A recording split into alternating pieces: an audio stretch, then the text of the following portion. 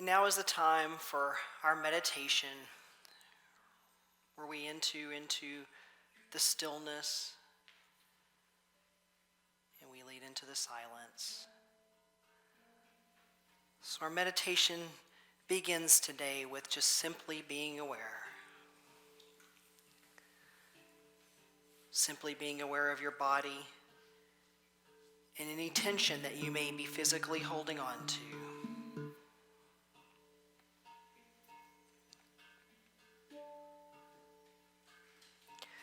I invite you to become aware of your straight spine and your deep inner strength that holds you upright.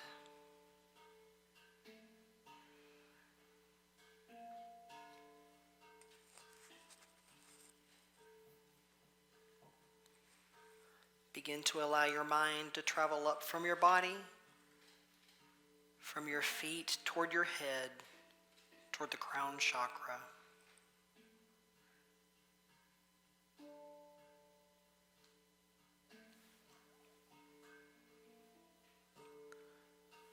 Pausing to let go of tension where you feel it. Maybe the hips, the core, the heart, throat, shoulders, and forehead. Just allowing that tension to fade away.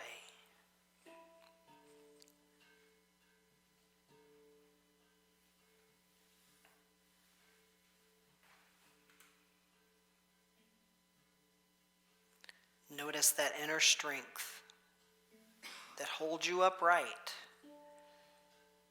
as your body continues to relax and to become at ease.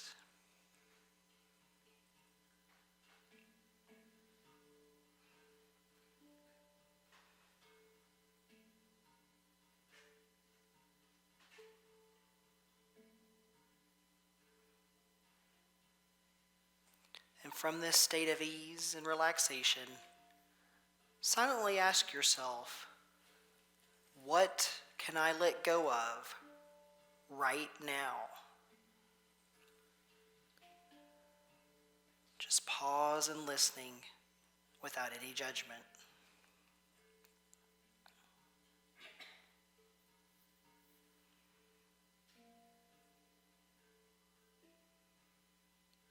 Maybe silently asking yourself again, what do I need to let go of in this moment?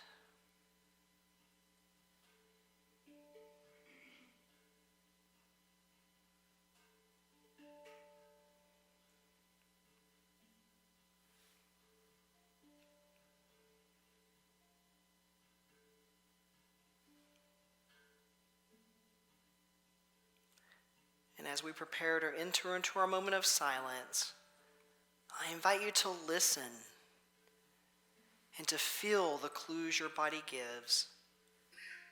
Maybe feelings such as feeling into an area of old injury. Asking yourself, are you willing to let go of protecting this area? Noticing the belly. Are you willing to let go of old habits and patterns that no longer serve you?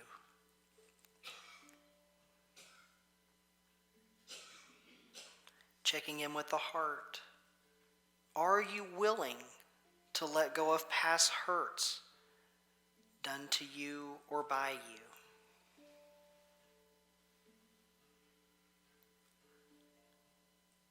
Connecting with that area around the throat.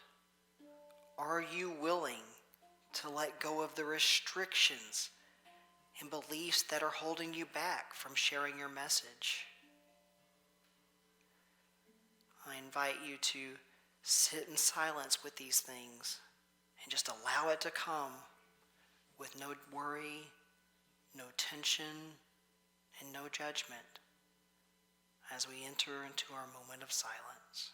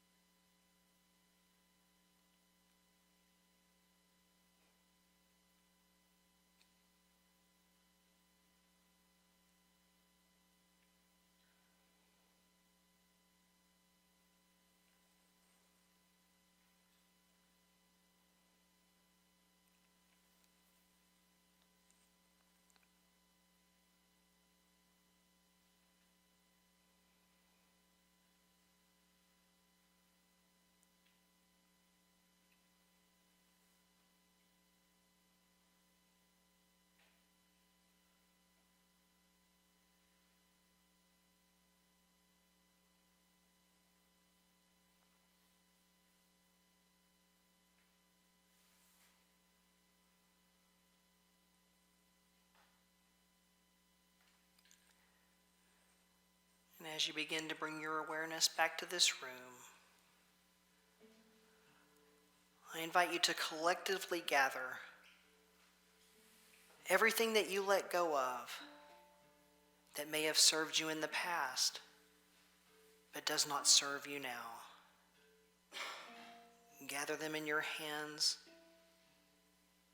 thank them, and release them with love.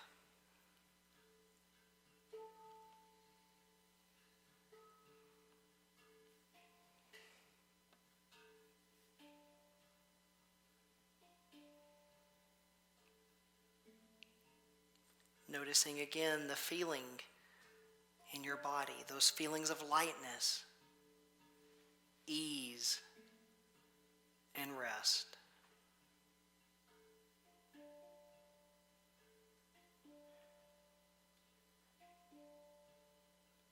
Trusting and knowing that you can take this feeling of ease with you everywhere you go.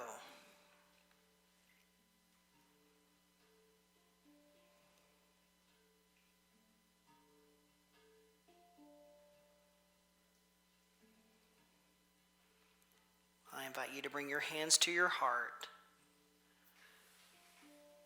honoring yourself, and take one last deep breath in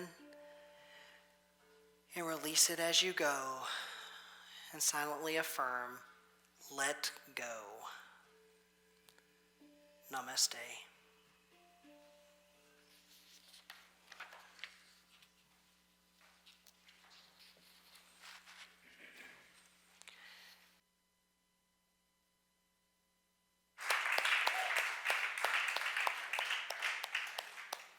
Thank you so much. I want to yell encore on that one.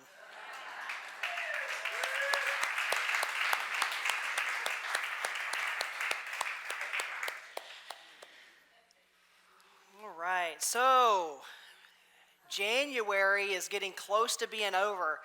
How's everybody feeling? And I asked that because the jury's still out. Okay. I like honest answers. Well, I asked that because, as we start getting closer to the end of January, that's where sometimes we maybe start feeling a little stuck with some of those intentions that we created for ourselves to take into the new year, or, if we've created New Year's resolutions. Getting towards the end of January as we can start to kind of lose some of that momentum sometimes. So I wanted to talk a little bit about that today and how we can just, if we're starting to wane a little bit on that, we can reach in and get it back, and how we can continue to move forward with those intentions or those resolutions. So I was thinking about this talk and what I was going to talk about today, and I'm a very visual person, and I've mentioned that in here before, but images tend to come to my mind just as easily as words do. If I'm thinking of something, sometimes I'll think of an image instead of a word. So I start thinking about talking how to move through those times where we feel stuck in life, building on the talk that I gave a couple weeks ago and about what I mentioned earlier about those intentions or those resolutions that we may have set for the new year. And I realized that often one of the biggest obstacles for those intentions becomes the walls that we put up. We put those imaginary walls up, and they can really hold us back. But anyway, what do I picture? What comes to my mind? And I begin to think back when I was a kid, and you'd see those commercials for the Kool-Aid, for Kool-Aid. The ones where the Kool-Aid man, he comes bursting through the walls and he yells, "Oh yeah!" So that's the reason for that slide. But the Kool-Aid guy can teach us a lot. He's happy. He's always got a smile on his face. He's been victorious. And he has busted through those walls where he can now serve up Kool-Aid to all who want it. His mission has been accomplished. He set his intention to serve Kool-Aid, and now he's ready. He's busted through the walls, and he is set to do it, right? Not to mention the guy in the costume in the actual commercials was a bit creepy. So we'll think about this one here. But my thought process is this. If a giant pitcher of Kool-Aid can do it, we most certainly can, right? So the first thing I want for you to consider, if you feel like you're kind of starting to lose your momentum a little bit in those intentions, is to think about your why.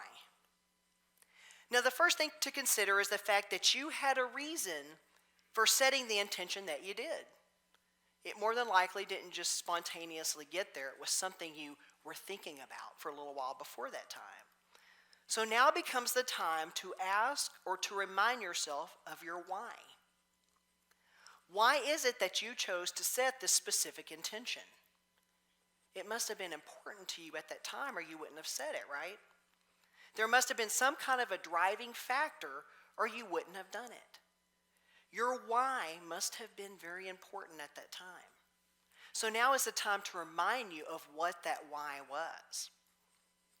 Now, I'm not going to sit here and tell you that ministers always have it easy or that we're perfect. We sometimes have to consider that why ourselves as well.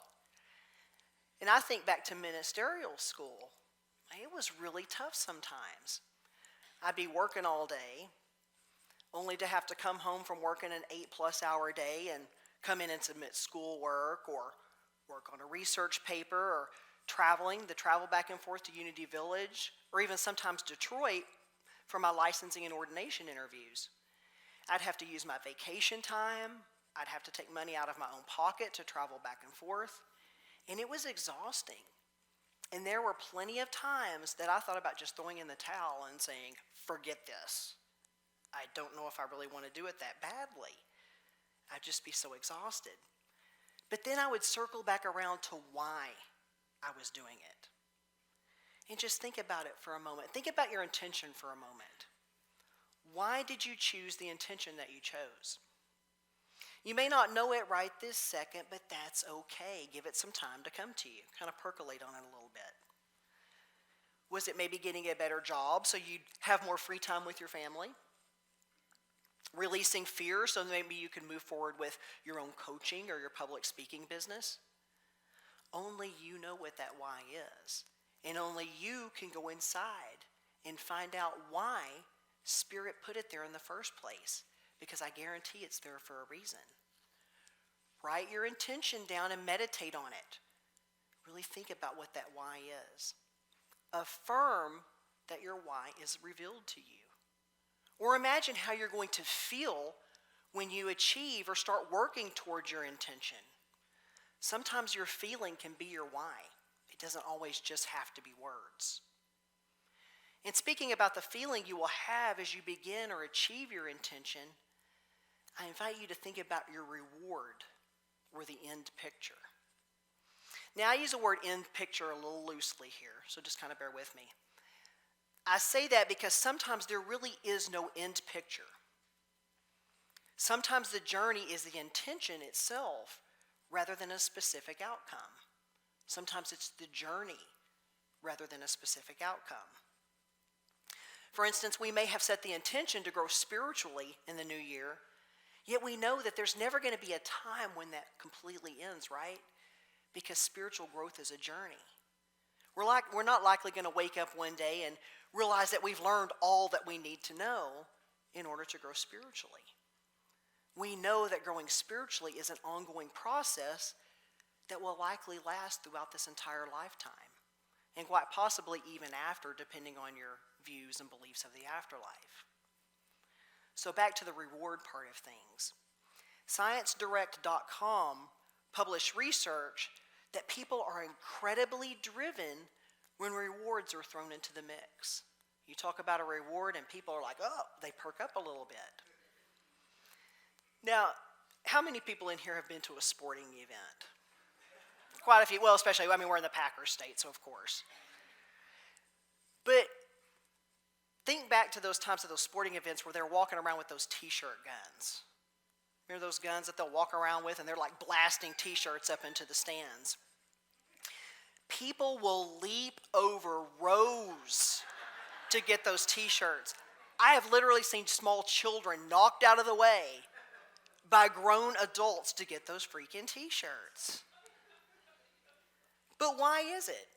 Because there's a reward at the end. You get this nice new t-shirt that you can take home and shove away in your closet that you're never going to wear again. But I also mentioned a couple of weeks ago that I'm in this 100-day yoga challenge. And I remember one person in the group, she asked about prizes at the end. She's like, what's the prize at the end of this 100-day yoga challenge? And somebody's like, well, there's no prize other than your own accomplishment and your commitment and your spiritual growth or your flexibility, whatever you're in the class for. And of course, yoga has many rewards, even if it's not a t-shirt, but you get the gist. This person thought there was going to be an actual reward or an actual prize at the end, like a trophy or a t-shirt. And as soon as she found out there wasn't, she quit. She's like, bye. I need something where I get like a tangible or reward, like a t-shirt or something. But it just goes to prove that we're often so much more motivated when there's some kind of a reward at the end. Of course, our intentions don't often result in trophies or t-shirts, but our rewards usually our intentions usually reap rewards that far surpass these types of things, right? They far surpass t-shirts and trophies. Maybe sticking to your intention will lead you to a healthier body or a new career, spiritual growth, more joy or love in your life. And I encourage you to remember your rewards. You've answered your why. Let's say we've answered our why at this point. So I highly suspect also that your why was tied to some kind of a reward, right? Or you probably wouldn't have decided upon that intention for yourself. So think back to what that reward is. Maybe even reward yourself when you find that you're making progress. I used to be a long distance runner. I'd throw those shoes on and I'd get out and hit the pavement and I'd put some miles on me, like on a Saturday or Sunday especially. And I knew I was making progress because it was becoming easier. Each run was just a little easier.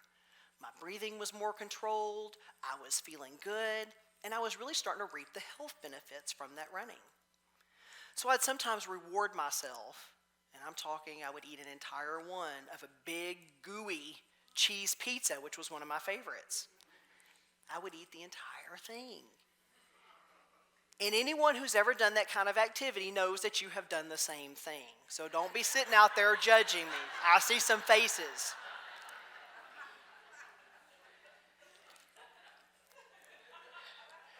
But I would reward myself because it helped to motivate me.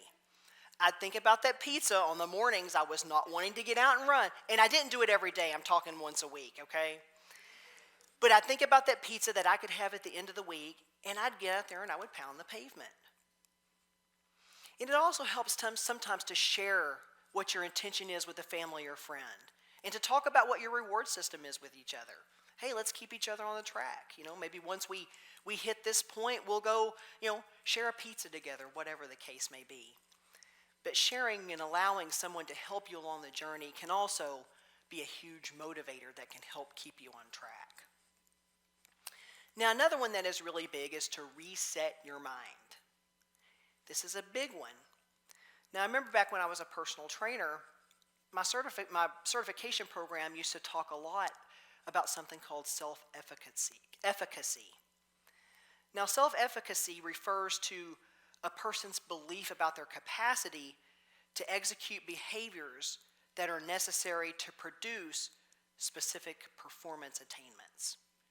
Now, I studied self-efficacy in relation to exercise, adherence, and motivation, but it can be true for just about anything that requires us to just kind of give ourselves that little bit of push, that little bit of motivation that we need. What is it that we believe to be true about ourselves?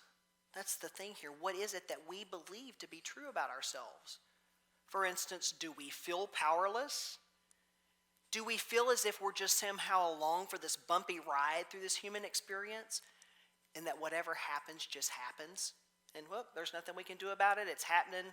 I'm just here for the ride. Do we feel as if we need to find someone else to write our story? Or do we know that we are quite capable of writing our own stories? Sarah Flowers, author and graduate from the Institute of Religious Science, in 1937 once stated, "We are made of light and power." She didn't say we use light and power. She said we are light and power. So remember earlier talking about the Kool-Aid man, how I said that I'm a visual person. So now I'm picturing you all sitting out there dressed like Superman or Superwoman with a giant U on your shirts for unity. We'll put a U on there instead of an S for unity. But think about Superman for a minute. Because the only thing that can really get Superman down is kryptonite. Right? He sees that green glowing kryptonite, he's down for the count. And we can look at our minds a little bit like kryptonite. Superman is around it, and he often gets weak. Yet sometimes I've seen him kind of scoot along the floor trying to crawl away from it. He's taken that power into his own hands when he could just see the kryptonite and be like, I'm just going to lay here, I'm not going to do anything, I'm just going to let it destroy me or get me weak. So he'll sometimes kind of scoot along the floor to get away from it. And it's not always easy for him to overcome, yet he always finds a way. Or somebody else comes and helps him to get away from it, helps to pull him away. And we can do the same. Like Superman with his kryptonite, we can make the choice to use our power to move away from any kind of weakness or ego that's telling us we can't. And we can sometimes do that also by asking back around for the assistance from others. So allowing others to inspire us. Now I've started this new thing with myself on social media and the internet and things like that, especially as we start to enter into election year. And I'm not here to talk politics, but because it doesn't matter which side you're rooting for. Election years can be very taxing on the emotions, can't they? We can be voting for Donald Duck and it still be taxing. It's very difficult sometimes. Or Mickey Mouse, whatever. We got Mickey Mouse fans here. So, but for years, thinking about that and what I feed myself and the things I read on a daily basis, I've been on this email list of a really positive online magazine. And for years, I have never clicked on or opened not one of those emails. I'll see them in there and I just go through and delete. And I'm not sure how many of you are like me with that, but you sign up for these email lists with good intentions, and then you never open a one of them. And before you realize it, you got about 50 crowding your inbox every day. But anyhow, I finally decided, I see it come through the other day, and I was like, I'm going to click on one of these things. I'm trying to reset my mind a little bit. I'm going to click on one. And I finally opened it. And when I did, I was instantly filled with both regret and amazement. Now, regret because I had allowed so much time to go by with ever once opening one of those emails. Because those articles are truly inspiring. They aren't necessarily geared to be spiritual in nature, but they often do incorporate spiritual principles. They're written by all types of different people. Some are marketing their books, some are just individual people, but they've all been really great and inspiring. So I've saved their website into my favorites, and now every morning it's just a part of my daily routine. I go there and I look and read an inspiring article. And there are, of course, many ways to allow others to inspire us. Maybe it's through art, through various seminars and workshops, maybe even the people that we surround ourselves with on a daily basis, maybe through volunteer work or even just hearing the stories of other people that we meet. And regardless as to how it happens, as to how we allow others to inspire us, I invite you to allow other people to inspire you. I really personally believe that part of the reason we are here in this human experience is to learn from each other. And that's going to be very difficult for us to do if we do not open ourselves to become inspired. And I invite you to give it a try if you're willing, or if you don't regularly do so. I invite you to make it a part of your daily practice. It is both an amazing and a wonderful experience. Now, one of the last things I want to talk about is to embrace what makes you different to make a difference. Now, what does this mean exactly, and how does this play into the intentions that we've set? And I will start by saying that this specific topic is where the freedom lies. It lies in embracing exactly those things that make you different. So I'm going to start by telling a story about a man named Kyle. Now, Kyle never set out to be famous. He never set out to have his name plastered in the newspapers or all over the internet. But what he did do was set an intention. That intention was to try his best no matter what he did, to give everything he tried his all. And that's exactly what he did. High school football, wrestling championships. He even trained for and successfully climbed and summited Mount Kilimanjaro. He started his own successful CrossFit training studio, and his motto was always, and still is, no excuses. No excuses became the motto for how he has always and still lived his life. Now, there's a couple of things, though, that must be noted about Kyle. Kyle Maynard was born with no arms or no legs. He played his sports, and he climbed that mountain without the aid of any kind of prosthetic. Remember his motto, no excuses. And believe me when I say that Kyle Maynard means it, no excuses. And I think back to myself when I was a child. I was always a creative child, kind of in my own head. And I spent many hours, of course, going outside like other kids, riding my bike, climbing trees. Who knows, getting into other stuff I probably shouldn't have been into. But I also spent a great deal of time in my room. I would write and I would draw, and those were things that I really enjoyed doing. And I didn't know it at the time, but of course, looking back, I realized that doing those things was my sanctuary. It was my way of self-expression back then, even if I wasn't yet aware as a child. And then those teen years hit. Now, I still enjoyed doing those things. I still enjoyed writing. I still enjoyed drawing.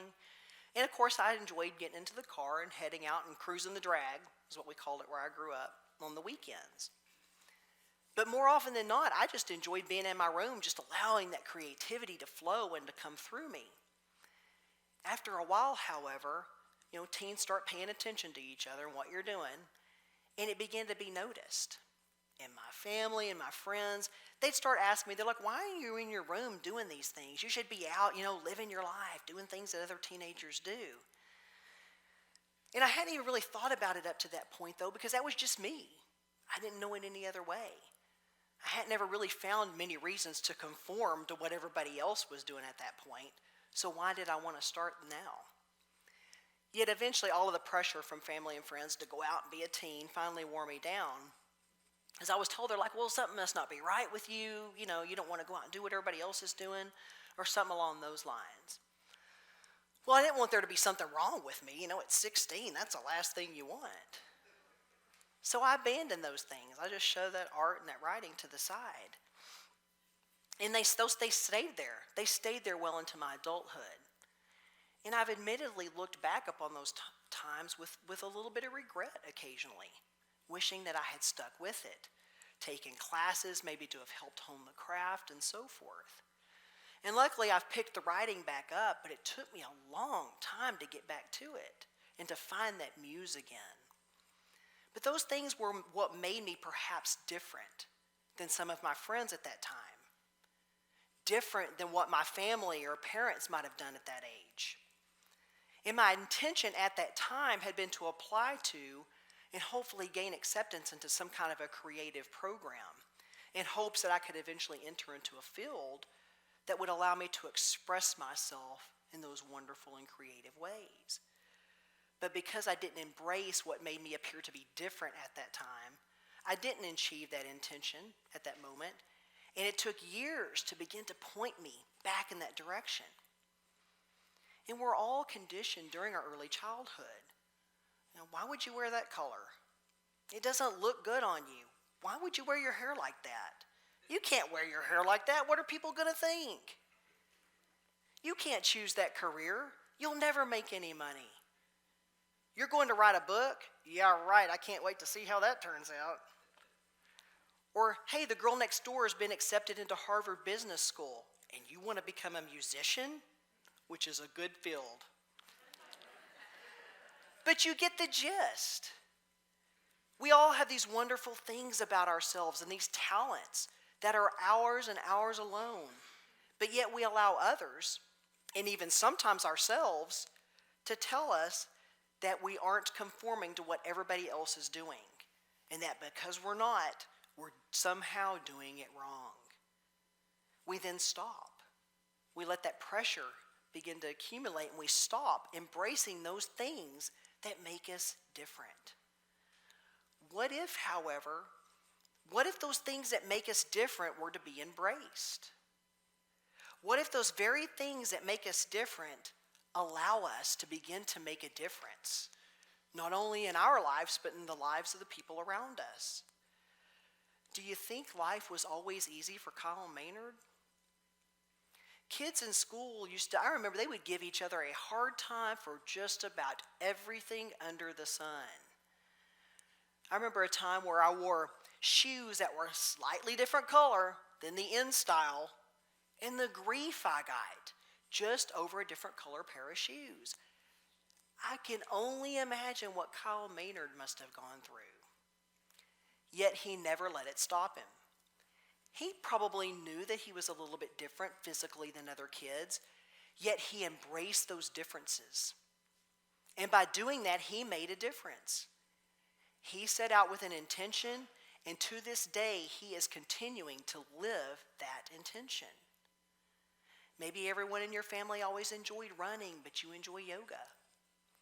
Maybe you were ridiculed, so you decided to throw in your yoga mat and start running with the rest of the family so that you could fit in. First, it's doubtful that your love of yoga is ever going to truly go away just because you try to conform to what everybody else is doing. Secondly, maybe you entered into this experience to be the best darn yoga teacher the world has ever seen, and to touch lives like nobody has ever touched lives before. The late, great Dr. Wayne Dyer used to talk about his days in the Navy and about how the times his ship would dock, and he'd talk about how excited all of his shipmates were to get off the boat, to head into town, to find the bars and to find the women. Yet he stayed on board. He would sit and write his essays. He said that his shipmates used to give him a really hard time for this. What do you think may have happened if he'd listened to them and he'd stopped?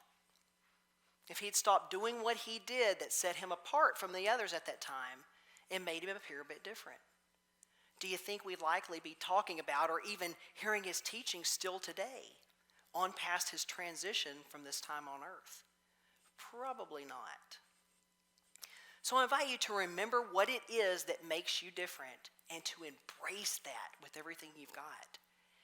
It's yours, and it is a part of you for a reason. Think about what it is that you will feel when you reach your intention.